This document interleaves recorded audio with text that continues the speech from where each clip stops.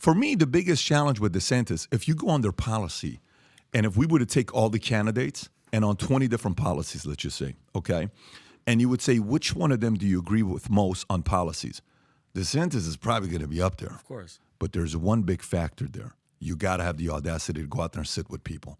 If you don't, how can the people that you want to vote for you feel confident knowing you're going to go sit with the enemy and people who are really scary, who can't stand you? And the more and more you take this approach, the more you come across as a, hate to say this, you come across as establishment. You come across as I'm too good. You're not on my level. I know what's good for you. And you nailed it. You said he like the entitled. Like he did such a great job with COVID. He's that employee Pat that thinks his resume is so awesome he doesn't have to interview. Yeah. He's just like, here, take that. I totally agree. My favorite word in the English language is earn. I think our entire economic system needs to be based on earning. Love that. And I think our politics needs to be based on earning.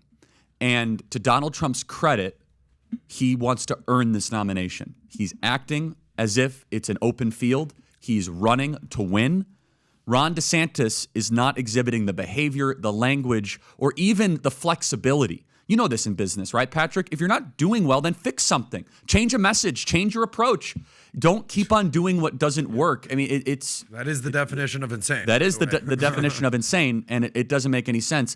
And so here's what I'll kind of say about Trump, which is people grew an attachment with him throughout him literally being president. So how does one beat Trump in a primary? Not that I'm like one to give advice. Well, I don't know. You have to talk to the new Republican Party that, guess what, doesn't want us to be involved in Ukraine, doesn't want open borders, doesn't want limitless trade deals. And Patrick, you hit it perfectly.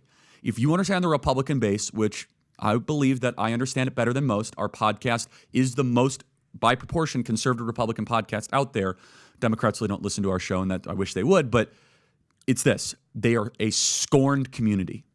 How many times, from Mitt Romney to Paul Ryan to Mitch McConnell, have they heard the same tired talking points? You see them go to D.C. and let them down. So they're hyper paranoid that somebody is going to swoop in and be purchased by the war lobby, the pharmaceutical lobby, and that's Trump's appeal. Trump's appeal, the more he's indicted, the more he's attacked, they say at least he's not Paul Ryan. Yeah. And the more and more we talk about this, unfortunately, it's not changing. It's not like you know how sometimes Stephen A. Smith will say something and let's just say the Lakers will make an adjustment. You're like, I don't know if it was because of Stephen A. Smith, but they made an adjustment. Or like a coach who's a commentator will say something, or Shaq will say, I'm going to make this adjustment if I was a center. And you're like, okay, they kind of listen to what Shaq said or Kenny Smith said. Everybody is saying this. That camp has to listen. So if you like this clip and you want to watch another one, click right here. And if you want to watch the entire podcast, click right here.